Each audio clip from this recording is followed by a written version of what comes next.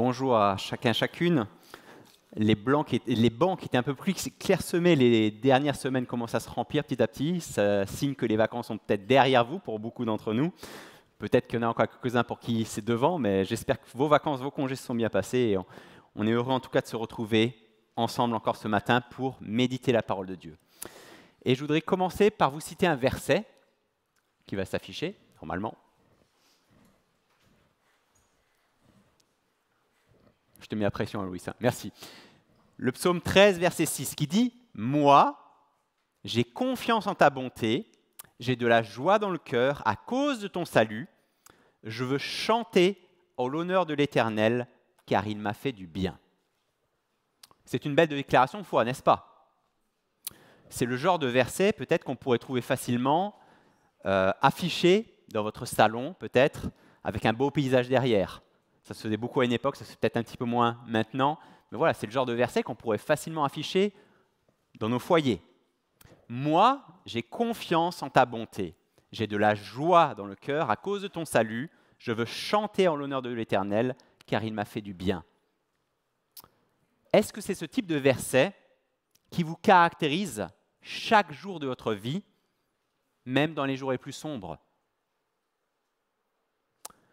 Lorsque je suis submergé par le découragement, le désespoir, à cause de ce chef qui est toujours derrière mon dos au boulot, à cause de ce voisin qui a toujours quelque chose à me redire, à cause de ce conjoint qui ne voit que mes erreurs et mes loupés, à cause de cet enfant qui remet en cause tout ce que j'ai essayé de lui transmettre, ou à cause de mon péché et du désert spirituel que je traverse, au point de ne même pas avoir les forces nécessaires pour soulever ma Bible et la lire, ou pour joindre mes mains et prier. Est-ce que c'est toujours ce type de pensée que nous avons dans le cœur, même dans les jours les plus sombres? Moi, j'ai confiance en ta bonté. J'ai de la joie dans le cœur à cause de ton salut. Je veux chanter en l'honneur de l'Éternel, car il m'a fait du bien.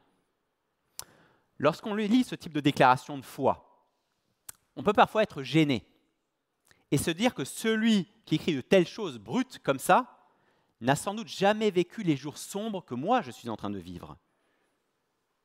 Et pourtant,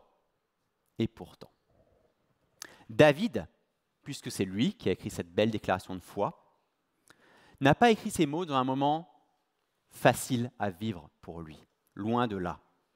En lisant ces mots, on ne mesure pas que pour pouvoir les prononcer, les écrire, David a dû faire tout un cheminement intérieur.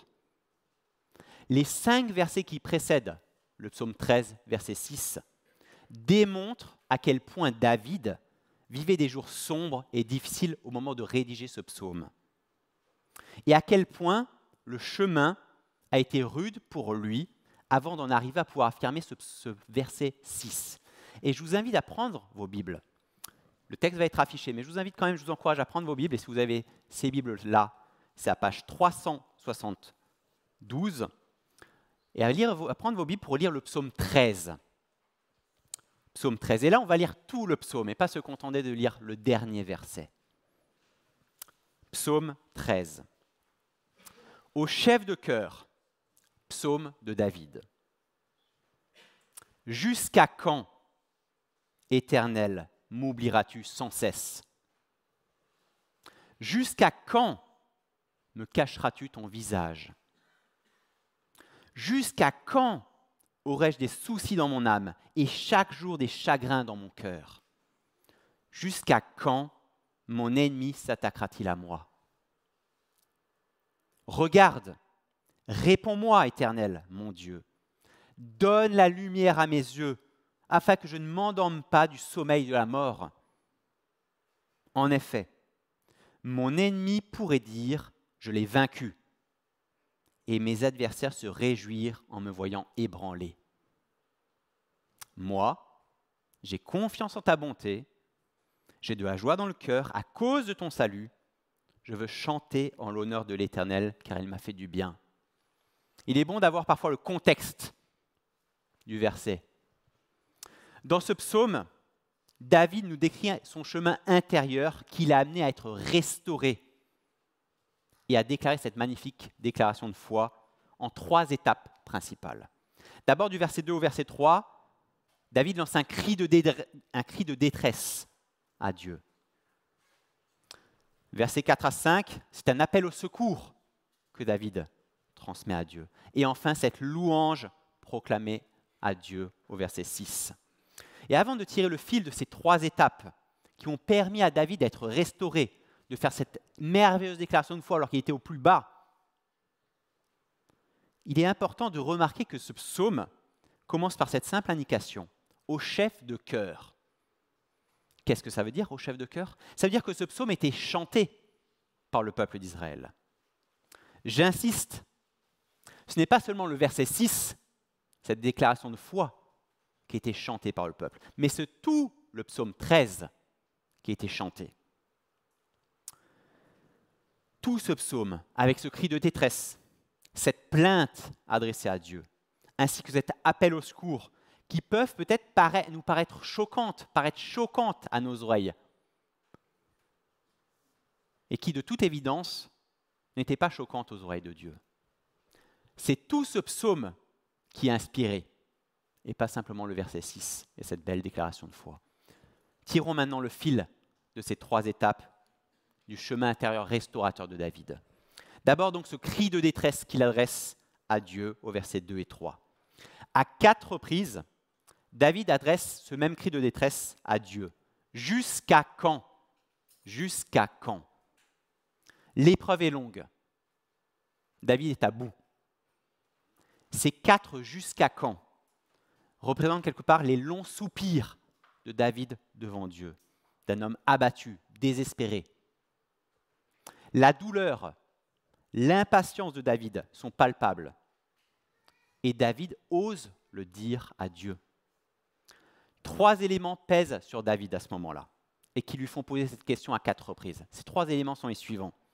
D'abord Dieu, ensuite lui-même, David, et enfin ses ennemis. Devant l'absence apparente de Dieu, David semble livré à lui-même et à la merci de ses ennemis. Et cela provoque à la fois sa perplexité et sa douleur. Voyons ces 3 éléments, ces 3 personnes. D'abord, ma détresse par rapport à Dieu, au verset 2. Les 2 premiers jusqu'à quand de David s'adressent directement à Dieu. Et la principale souffrance de David, dans la situation difficile qu'il vit à ce moment-là, c'est son sentiment vif et intense que Dieu semble avoir abandonné. C'est ce qu'il dit. Verset 2, première partie. « Jusqu'à quand, Éternel, m'oublieras-tu sans cesse ?» Pour David, c'est comme si Dieu l'a oublié. David a l'impression, le sentiment, que Dieu l'a mis de côté, qu'il l'a comme rayé de sa carte, éliminé de ses préoccupations. Et la déclaration de David est quand même assez étrange, parce qu'en même temps qu'il pose la question à Dieu, jusqu'à quand, il affirme aussi que Dieu l'oublie sans cesse, ou à toujours, sont les versions. David dit jusqu'à quand? Il répond toujours. Il y a une forme de contradiction ici, entre sa question et sa réponse personnelle qu'il se donne à lui-même. Et cette contradiction provient de l'âme de David. Il y a des moments où, comme l'a écrit Luther à propos de ce psaume, l'espérance commence à désespérer et où pourtant le désespoir espère encore. L'espérance commence à désespérer et pourtant le désespoir espère encore. Et David, dans cette situation, il désespère d'espérer. Il désespère que Dieu intervienne. Il a l'impression que Dieu l'a oublié. Deuxième, jusqu'à quand? Jusqu'à quand me cacheras-tu ton visage? Pour David, c'est comme si Dieu lui cache son visage. Et à l'époque, lorsqu'un roi cachait son visage à un sujet, c'était l'expression d'une contrariété, d'une insatisfaction du roi vis-à-vis de ce sujet. Et cette expression souligne le sentiment de David. Pour David, Dieu ne lui est plus favorable. Pour David, Dieu ne veut plus le bénir. Et ça est en ligne droite avec ce que Moïse a écrit dans la loi, en Nombre 6, versets 24-26, où Moïse écrit « Que l'Éternel te bénisse et te garde, que l'Éternel fasse briller son visage sur toi et t'accorde sa grâce. Que l'Éternel se tourne vers toi et te donne la paix. » David a le sentiment que Dieu ne fait plus briller son visage sur lui, mais qu'au contraire, il lui cache son visage. David a l'impression que Dieu l'a oublié. Et il peut nous arriver d'avoir des sentiments comparables dans certaines épreuves que nous traversons les uns les autres. Face à nos doutes, nos impressions, nos sentiments, nous devons toujours revenir à la vérité. Mais où se trouve la vérité? La vérité se trouve là, dans la parole de Dieu, avant tout. Et pas nécessairement dans nos sentiments ou dans nos impressions. Et voilà ce que dit Dieu en Ésaïe 49, versets 15 à 16. Alors que le peuple d'Israël est dans une situation comparable à celle de David, où il doute de Dieu, où il a le sentiment que Dieu l'oublie. Voilà ce que le prophète Ésaïe écrit, ou ce que Dieu écrit à travers le prophète Ésaïe. Une femme oublie-t-elle l'enfant qu'elle allait? N'a-t-elle pas compassion du fils qui est sorti de son ventre? Même si elle l'oubliait, moi, je ne l'oublierai pas. Je ne l'oublierai jamais. Dieu prend l'exemple de l'amour le plus unidirectionnel qui puisse exister dans notre monde, celui d'une mère envers son nouveau-né, pour affirmer avec force sa compassion et le fait qu'il ne peut tout simplement pas nous oublier. Il ne peut tout simplement pas oublier son enfant. Et n'imaginez pas une seule seconde que Dieu se comparerait ici à une mère mauvaise, égoïste, qui rejetterait son enfant. Non. Prenez la maman la plus aimante, la plus protectrice envers son enfant possible que vous ayez jamais vue dans cette vie. Dieu est encore plus aimant et plus protecteur que cette maman. Voilà notre Dieu. David tourne ensuite son regard vers lui-même. Il dit « Jusqu'à quand aurai-je des soucis dans mon âme et chaque jour des chagrins dans mon cœur ?» Quand il tourne son regard vers lui-même, on peut dire que ce n'est pas très joli. Hein. David est obnubilé par cette situation. Il la retourne dans tous les sens. Et cela ne fait qu'augmenter son souci, son chagrin dans son cœur. David est focalisé sur cette situation et n'arrive pas à s'en sortir. Et il se sent complètement dépérir. Un chagrin tous les jours dans son cœur. Sans doute que cela vous est peut-être déjà arrivé. Vous passez de longues journées et des nuits sans sommeil, à tourner les choses dans tous les sens, à être obsédé par cette situation, ce manque, cette épreuve, cette maladie, ce deuil, ce désert spirituel que vous vivez. Et vous ne vous en sortez pas. Tout votre être intérieur est obsédé par cela et vous n'avez qu'une envie, c'est de vous en sortir, d'en être enfin libéré. C'est ce genre de situation que David décrit ici. C'est ce genre de peine qu'il vivait à ce moment-là. Enfin, dernier jusqu'à quand de cette tirade est en lien avec ses ennemis. Il dit « Jusqu'à quand mon ennemi s'attaquera-t-il à moi ?» David a eu des ennemis bien concrets durant sa vie, comme le roi Saül, son propre fils Absalom, des peuples étrangers comme les Philistins notamment, qui tous ont voulu à un moment donné ou à un autre la mort de David. David se sent oppressé, attaqué par ses ennemis, et qui n'espère qu'une chose, ses ennemis, c'est la chute de David. Ses ennemis le méprisent, ils le calomnient, ils se réjouissent de la détresse de David. C'est un peu comme la goutte d'eau qui fait déborder le vase pour David. Non seulement David a le sentiment que Dieu l'a abandonné, non seulement David est en train complètement de dépérir, et en plus, il a ses ennemis qui voient sa situation et qui s'en réjouissent. C'en est trop pour David. Jusqu'à quand tout cela va durer? Contrairement à d'autres psaumes que David écrit, David ne nous révèle pas ici les circonstances d'écriture de ce psaume. Et peut-être que c'est mieux ainsi, car cela nous permet de mieux nous approprier ces paroles dans les situations que nous pourrons vivre les uns les autres encore aujourd'hui. Des situations où on a l'impression que Dieu nous a oubliés, où on a le sentiment qu'on est en train de dépérir, où nos ennemis nous font face pour nous accuser. Jusqu'à quand mes relations dans ma famille seront aussi tendues? Jusqu'à quand je devrais subir une telle pression dans mon travail? Jusqu'à quand je vais devoir attendre pour trouver un conjoint, pour avoir un enfant? Jusqu'à quand je vais devoir supporter cette maladie invalidante? Jusqu'à quand je vais continuer à subir cette injustice? Jusqu'à quand je vais vivre ce désert spirituel? Jusqu'à quand?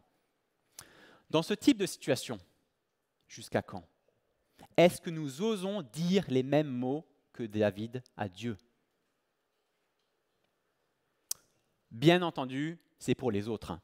Pas pour tous ceux qui sont regroupés dans cette salle, bien entendu. Bien entendu, aucun d'entre nous présents dans cette salle n'a jamais vécu, ne vit actuellement pas et ne vivra jamais ce type de situation. Soyons sérieux. La question n'est pas de savoir si nous osons adresser les mêmes mots que David dans ces situations-là difficiles, si une telle situation arrivait, mais quand une telle situation nous arrive. La vie chrétienne n'est absolument pas exempte de ces moments de découragement profond, tels que David nous le décrit ici. L'apôtre Paul lui-même en fait un constat saisissant. En 2 Corinthiens 1, verset 8, il dit « En ce qui concerne la détresse que nous avons connue en Asie, nous ne voulons en effet pas vous laisser ignorer, frères et sœurs, que nous avons été accablés à l'extrême, au-delà de nos forces, au point que nous désespérions même de rester en vie. » Est-ce que vous avez déjà désespéré de rester en vie? Paul a vécu ces choses-là. David a vécu ces choses-là. Et peut-être plusieurs parmi nous ont vécu ce désespoir profond, ce désir de s'en sortir. Jusqu'à quand, mon Dieu? Jusqu'à quand? Alors qu'en est-il? Est-ce que nous osons dire les mêmes paroles que David ose dire à Dieu ici? Il faut l'avouer, nous sommes peut-être gênés par les paroles de David. Nous avons l'habitude de louer, d'adorer notre Dieu. Et c'est une très bonne habitude, bien entendu. Mais il est beaucoup plus rare d'exprimer notre plainte, nos lamentations, nos cris à Dieu. On ne saurait même peut-être pas comment le faire exactement. Pourtant, je crois que ce sont justement ces paroles qui ont constitué la première étape qui a permis à David d'être restauré dans la situation difficile qu'il pouvait vivre à ce moment-là. Et nous devrions prendre exemple sur David lorsque nous vivons ce type de situation. Quand l'épreuve dure, qu'elle nous semble devenir trop pesante, voire même insupportable, jusqu'à quand, mon Dieu? Jusqu'à quand, Seigneur? C'est un cri légitime, je crois, juste et même nécessaire. Et voilà 4 leçons que je voudrais tirer de cette première partie qui est un peu plus longue que les 2 autres étapes. Première leçon, apprenons à être honnêtes dans nos cris de détresse envers Dieu. David, l'homme selon le cœur de Dieu, c'est la Bible qui le présente comme ça, a été capable de vider son sac devant Dieu. Il ose tout dire à Dieu, le pire comme le meilleur. Il est sans filtre. Il ose vraiment se lamenter devant Dieu. Être chrétien, cela ne signifie pas être stoïque et garder le sourire de circonstance dans toutes les situations de vie, parce que je suis fort. Non, ce n'est pas ça être chrétien. David est vrai dans ses sentiments. Il vient devant Dieu avec un sentiment d'abandon. C'est son sentiment. Qu'il soit juste ou injuste, c'est son sentiment. Et il vient devant Dieu le présenter, ce sentiment d'abandon. Il décrit ce qu'il ressent sans essayer de le masquer devant Dieu. David est honnête avec Dieu. Et c'est justement ce que Dieu attend, je crois, de tous ses enfants. Dieu ne cherche pas des super chrétiens qui surfent au-dessus de la vague, quelle que soit la situation. Non. Il attend de notre part qu'on puisse lui dire tout ce que l'on a sur le cœur, avec nos mots, dire notre souffrance, nos difficultés qui parfois nous écrasent. C'est ce que Dieu, avec le cœur de Père, attend de nous. Apprenons aussi à être légitimes dans nos cris de détresse adressés à Dieu. Il nous faut faire attention à être légitimes dans nos cris de détresse. Et David l'a été ici. Qu'est-ce que je veux dire par là? Nos cris de détresse adressés à Dieu basculent dans l'illégitimité, je crois, lorsqu'on se victimise, par exemple. On pense être l'unique victime de tout. On ne veut qu'être plein. On accepte seulement d'être vu comme une victime. On bascule aussi dans l'illégitimité lorsqu'on croit que Dieu nous doit quelque chose. Lorsqu'on pense avoir droit au bien-être, et donc que Dieu est injuste si on n'a pas ce bien-être. On bascule encore dans l'illégitimité lorsqu'on se met à douter de Dieu. Dieu n'est pas là. David, lui, reste légitime dans son cri de détresse. Il n'est pas une forme de plainte victimisante. Il n'est pas accusateur envers Dieu. Et il ne met absolument pas en doute l'existence de Dieu. Sinon, il ne réclamerait pas son soutien et son aide. Apprenons aussi à être confiants dans nos cris de détresse adressés à Dieu. Combien de fois nous arrive-t-il de gémir, de nous plaindre, sans pour autant nous confier à Dieu ? Dans ces cas-là, qu'arrive-t-il en fait ? Rapidement, nous allons nous plaindre de Dieu au lieu de nous plaindre à Dieu. Et c'est toute la différence. David nous encourage exactement au contraire ici. Ses cris de détresse lui permettent de se plaindre à Dieu et pas de se plaindre de Dieu. David ne se plaint pas de Dieu. Il n'a pas un cri de colère, de révolte, mais un cri de détresse. Il se plaint à Dieu, car il fait le constat de son incapacité à s'en sortir tout seul dans cette situation et de son besoin de Dieu. À travers ses cris, David manifeste sa confiance en Dieu, parce qu'il sait que lui ne peut pas s'en sortir tout seul et qu'il a besoin de quelqu'un d'autre. Il a besoin de Dieu. À travers ses cris, David exprime une idée forte. Ce n'est pas à nous de gérer des choses qui nous dépassent. Ce n'est pas à nous de gérer des choses qui nous dépassent. Mais nous pouvons les confier à quelqu'un qui nous dépasse. Nous pouvons les confier à quelqu'un qui nous dépasse.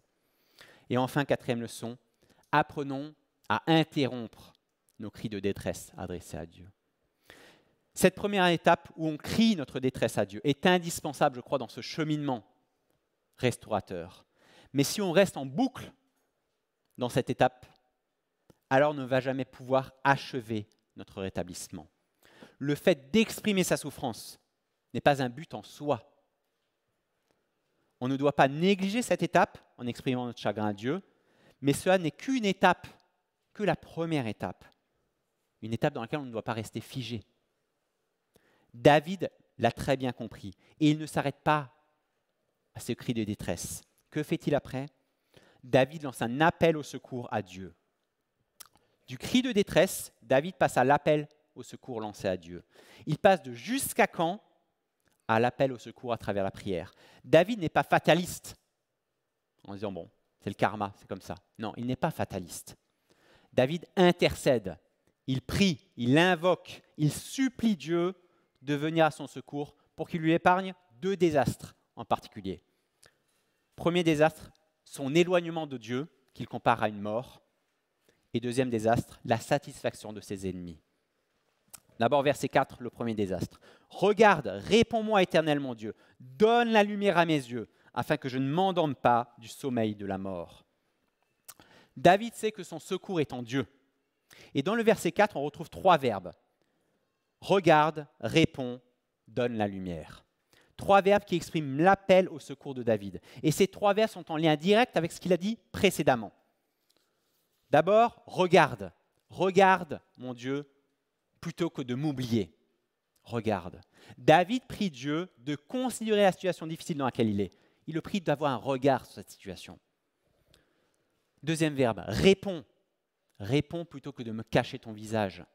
David prie Dieu d'intervenir dans cette situation. Il lui prie d'abord le considérer cette situation et ensuite d'intervenir dans cette situation difficile. Et enfin, donne la lumière. Donne la lumière plutôt que de me laisser dans mes chagrins, dans mes préoccupations. David prie Dieu de transformer sa vision à propos de la situation difficile dans laquelle il est. David a peur que sa foi ne chancelle. Et sa prière, c'est qu'il intègre correctement Dieu dans cette situation douloureuse. Il demande l'éclairage de Dieu. Il lui demande de clarifier la situation difficile dans laquelle il vit. Dans l'épreuve, la question ultime à se poser n'est pas forcément pourquoi j'ai subi ça, pourquoi, mais plutôt qu'est-ce que j'en fais. Et Antoine l'a évoqué un peu dans sa présidence au début de culte.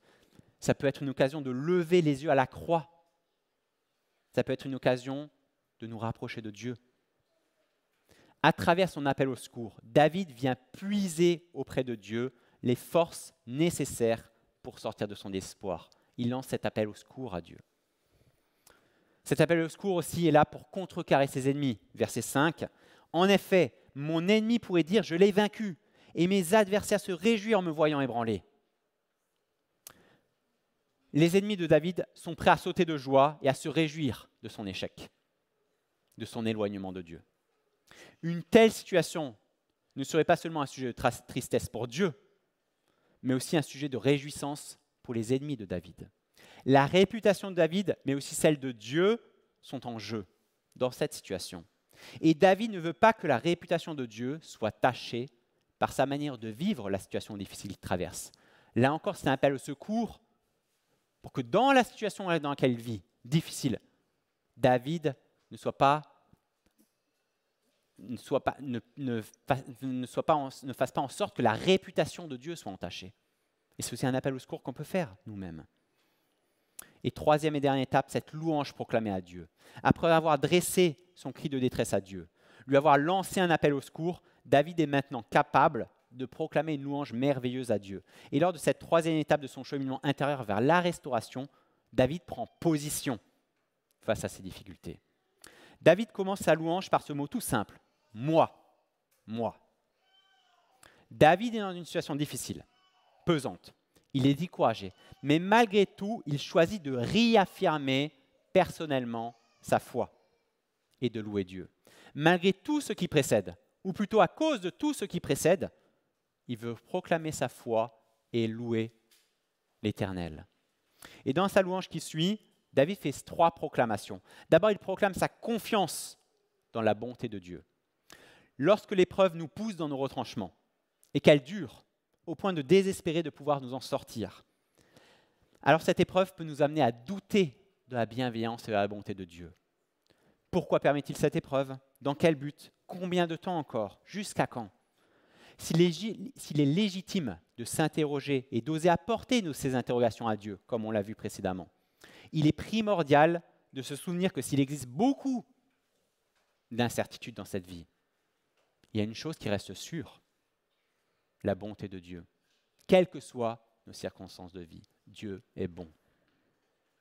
Rappelez-vous, la vérité est ici, pas dans nos sentiments. David proclame sa joie à cause du salut de Dieu. David affirme maintenant avoir de la joie dans le cœur, alors qu'il avait auparavant chaque jour des chagrins dans son cœur, au verset 3. Comment est-ce que c'est possible? Comment est-ce possible? Je ne crois pas qu'il y ait eu un changement brutal dans les émotions, les sentiments de David, mais plutôt que David prend position et choisit intentionnellement d'affirmer sa joie ultime en Dieu, malgré la situation pénible qu'il est en train de traverser. David voit plus loin, il voit son salut. David sait intimement que toute épreuve cessera un jour, toute difficulté cessera un jour, tout péché cessera un jour. Il affirme sa joie car il change de perspective sur son épreuve. Il se rappelle que quelle que soit la longueur de son épreuve, cela se terminera bien pour lui, parce qu'il est un enfant de Dieu, parce qu'il appartient à Dieu. Paul l'exprime aussi d'une manière extraordinaire en 2 Corinthiens 4, versets 16 à 18. Il dit « Voilà pourquoi nous ne perdons pas courage. Et même si notre être extérieur se détruit, notre être intérieur se renouvelle de jour en jour. En effet, nos légères difficultés du moment présent produisent pour nous, au-delà de toute mesure, un poids éternel de gloire. Ainsi, nous regardons non pas ce qui est visible, mais à ce qui est invisible, car les réalités visibles sont passagères, les invisibles sont éternels. » Enfin, David chante en l'honneur de Dieu. David termine sa louange en chantant en l'honneur de Dieu. Alors qu'il avait le sentiment que Dieu l'avait oublié, qu'il lui cachait son visage au verset 2, il peut maintenant chanter car Dieu lui a fait du bien. À travers l'ensemble du cheminement restaurateur de David qu'il nous décrit dans ce psaume, la conclusion de David, c'est qu'à travers tout ce cheminement, Dieu lui a fait du bien. Face à l'épreuve difficile qu'il traverse, et malgré les sentiments destructeurs qu'il vit, le cheminement intérieur de David lui permet maintenant de louer Dieu, de l'adorer et de faire une véritable déclaration de foi. Il ne s'agit pas d'une autosuggestion, mais d'une prise de conscience pleine et entière que ce qui compte de manière ultime, quelles que soient nos circonstances de vie, Ce qui compte de manière ultime, c'est que Dieu est bon et que notre salut dépend de lui. C'est ça qui compte de manière ultime. C'est cette prise de conscience à travers ce cheminement intérieur en 3 étapes qui est la cause du contraste entre le début du psaume et la fin de ce psaume 13. Est-ce que la situation de David a changé entre les deux? On ne sait pas. Peut-être oui, peut-être non. Mais que la situation ait changé ou non, David a décidé de placer sa confiance dans la bonté de Dieu et de se réjouir dans son salut malgré l'épreuve. La situation de David n'a peut-être pas changé, mais sa perspective sur la situation a changé à travers son cheminement. Comme le dit Tim Keller, un pasteur décédé récemment à New York, Dieu permet le mal. Dieu permet le mal. Jusqu'à ce qu'il en résulte l'exact opposé de ce que ce mal prévoyait. Dieu permet le mal jusqu'à ce qu'il en résulte l'exact opposé de ce que ce mal prévoyait. Le psaume 13 est à l'image d'une ascension pénible en montagne. Peut-être que certains ont profité de l'été pour faire des randonnées. Et ces 5 premiers versets décrivent cette randonnée, cette ascension pénible jusqu'au sommet. Et arrivé en haut, après cette randonnée qui a été fatigante et longue, on peut admirer un beau paysage. Et arrivé en haut, au dernier verset, au verset 6, on peut regarder le chemin parcouru et découvrir un tout nouveau panorama. Dieu est bon, mon salut est acquis. En conclusion, dans ce psaume, David nous a dévoilé son cheminement intérieur personnel, qui lui a permis d'être restauré alors qu'il vivait une épreuve difficile et compliquée. Gardons en mémoire pour nous encore aujourd'hui ces choses, appliquons-les dans nos vies, pour que dans nos propres situations difficiles, nous puissions avoir ce même cheminement pour nous aider à être restaurés. Adressons nos cris de détresse à Dieu. Apprenons à remettre à Dieu nos jusqu'à quand, en étant honnêtes, légitimes, confiants. Lançons notre appel au secours à Dieu.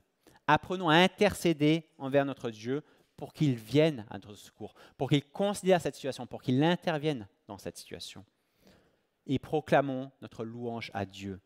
Apprenons à exprimer notre foi, notre confiance dans les vérités constantes de la parole de Dieu face à l'adversité qui est la nôtre. En réponse au psaume 13, et après un court temps de silence que je vous propose d'avoir pour méditer ce que Dieu nous laisse à travers David dans ce psaume, je vous propose de chanter, après ce court temps de silence, le numéro 255, « Ô viens Jésus », qui reprend plusieurs éléments de ce psaume. Nous puissions simplement avoir un court temps de silence. Je serai après Antoine, le groupe de musique, intervenir pour qu'on puisse chanter cela comme une prière. Peut-être on va rester assis et qu'on puisse le chanter comme une prière devant notre Dieu.